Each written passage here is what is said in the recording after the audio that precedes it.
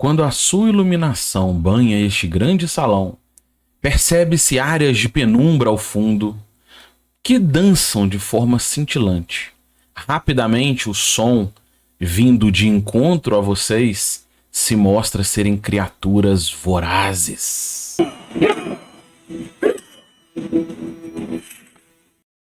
O combate foi violento, foi rápido e foi mortal.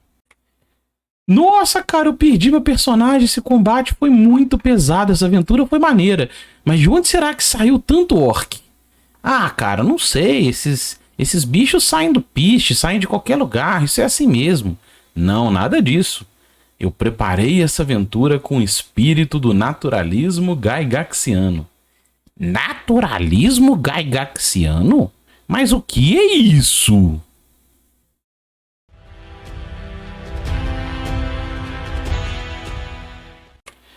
Salve aventureira, salve aventureiro, bom dia. Eu sou o Kiral e hoje eu trouxe aqui esse conceito para a gente trocar um XP do naturalismo gygaxiano. E para ilustrar, eu trouxe o livreto do Dungeons and Dragons original, o livreto 3, o livreto 2, Monsters and Treasury, lançado lá em 1974, para a gente pensar um pouquinho desse conceito, né? Para a gente amadurecer as raízes desse conceito do naturalismo gygaxiano.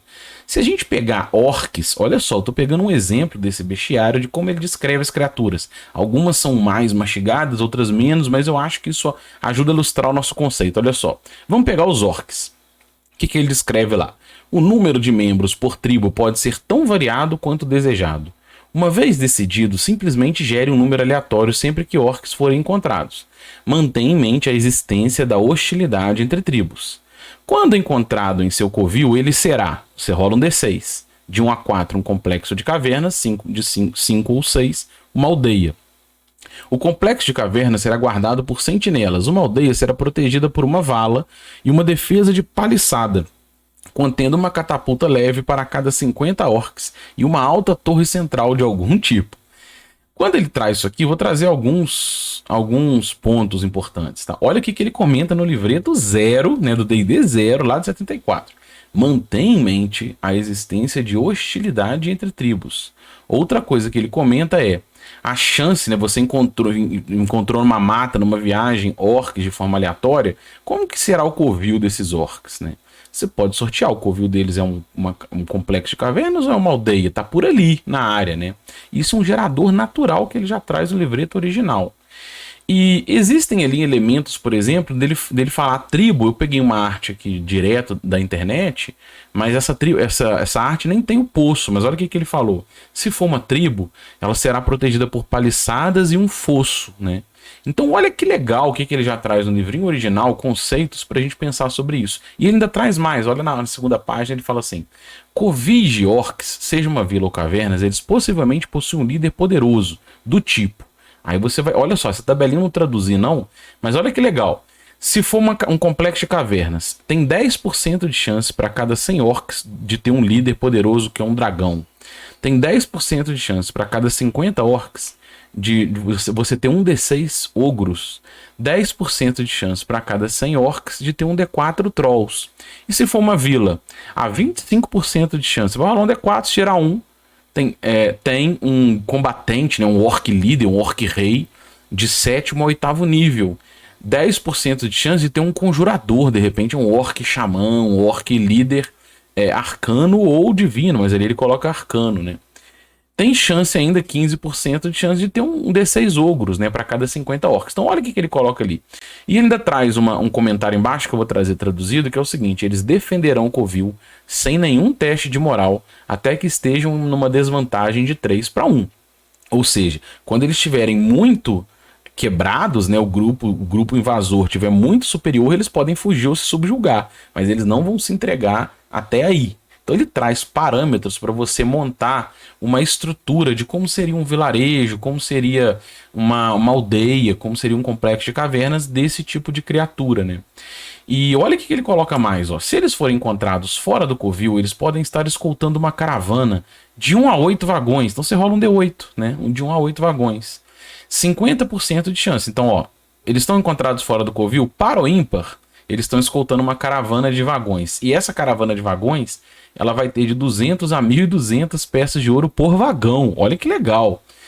Trens de vagões terão guardas adicionais, 10 por carroça, liderados por um combatente. Aí você vai rolar um D6. Pode ser um campeão, um super-herói ou um lorde. O que é isso, né? O super-herói é um parâmetro que ele traz do guerreiro, dos níveis de guerreiro, né? Qual é o nível de guerreiro do líder deles, do rei orc que está ali acompanhando, ou um conjurador. Ele pode ser. Aí o feiticeiro, necromancer ou mago é também nível de guerreiro, nível de mago que ele traz na tabelinha do mago, né? Do conjurador.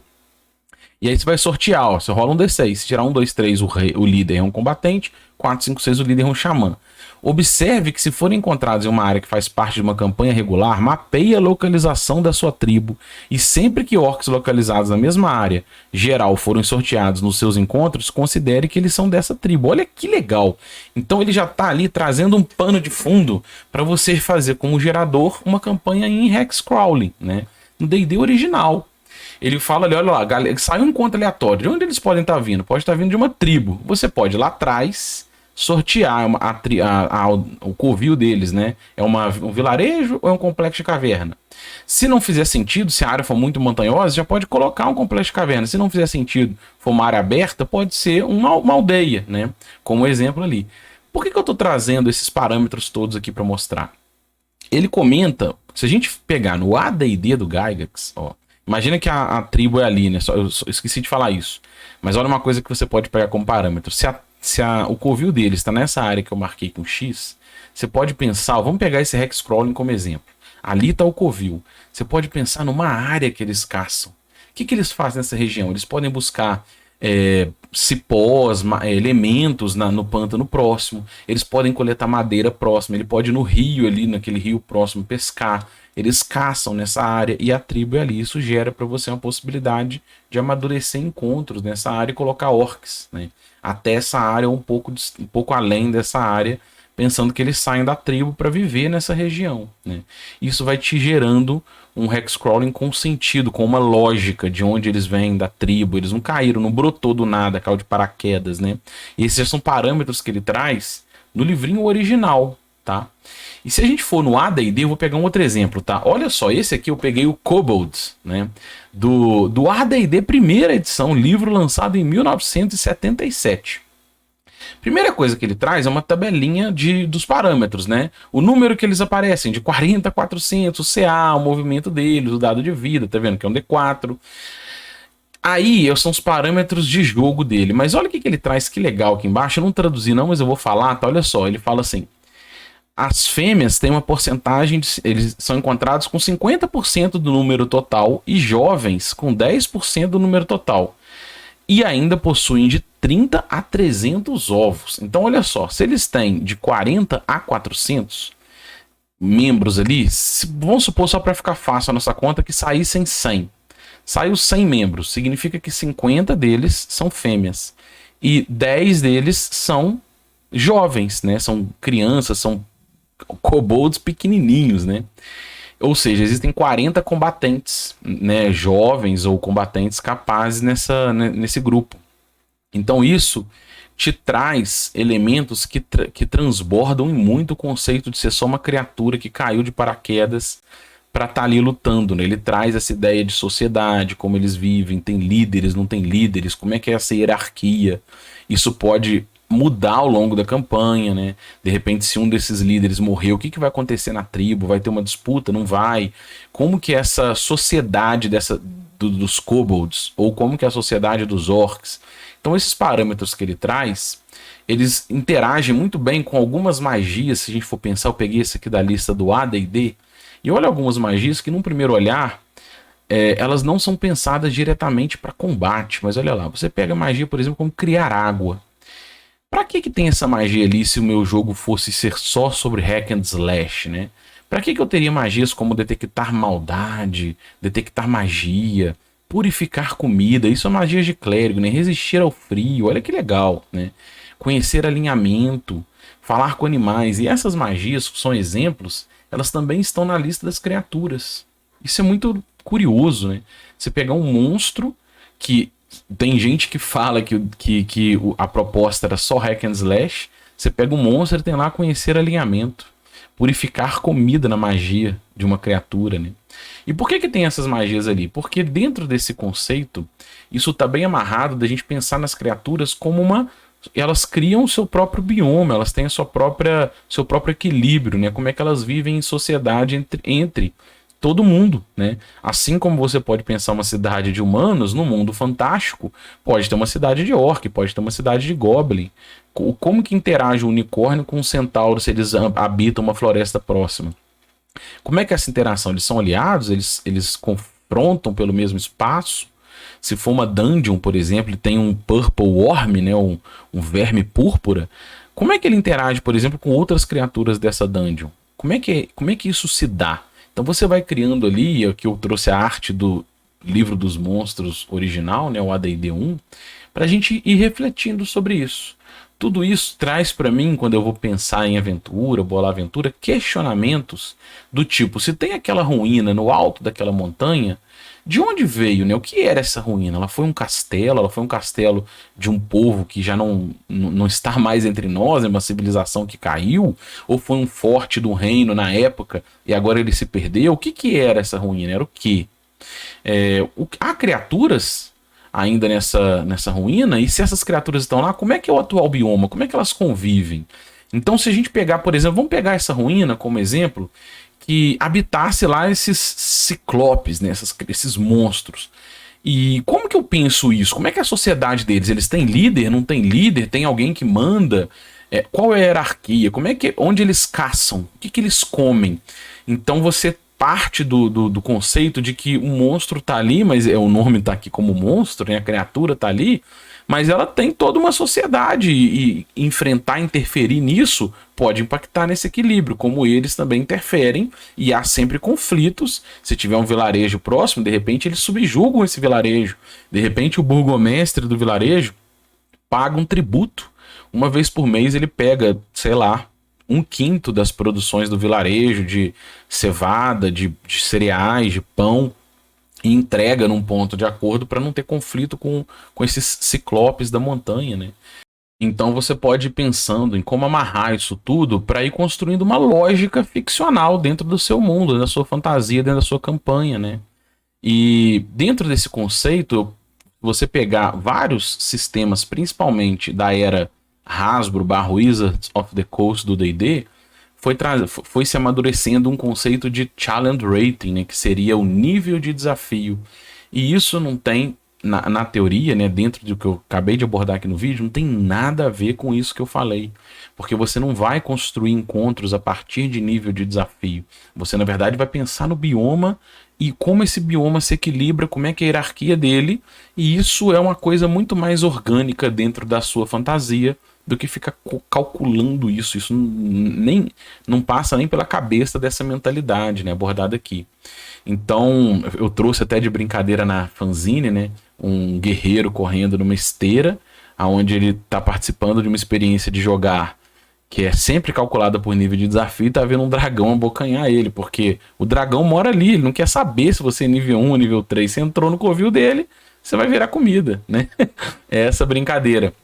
E a gente pode ir construindo desde mini cenários até todo um mundo como o World of Greyhawk, né, que foi construído em cima desse conceito do que é chamado de naturalismo gygaxiano, ou seja, todo o mapa da proposta do World of Greyhawk, esse setting você pode encontrar no Drive-Thru RPG, né?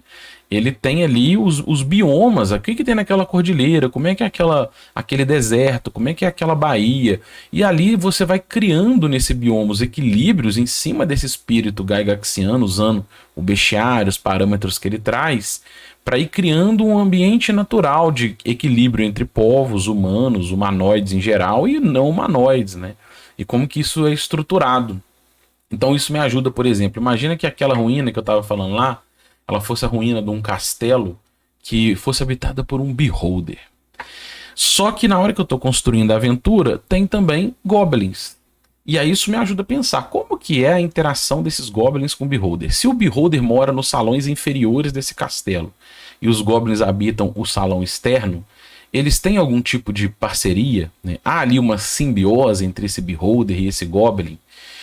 Se sim, se há essa simbiose, como que funciona? De repente o Beholder usa um dos feitiços que ele tem em um encantamento, né? O Charm Person é um encantamento, e ele encanta alguns desses goblins, os líderes, para poder subjugá-los, e só eles têm autorização de descer nos salões e conversar com ele.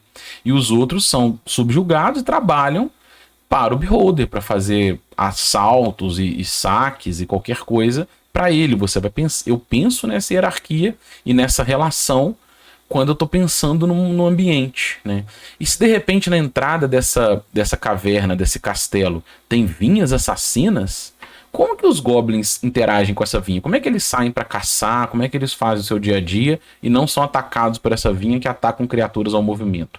De repente eles têm uma passagem secreta, eles passam por locais, ou de repente eles têm algum tipo de incenso, né, que ameniza essas vinhas, e quando você passa com esse incenso na mão, as vinhas ficam calmas e não atacam.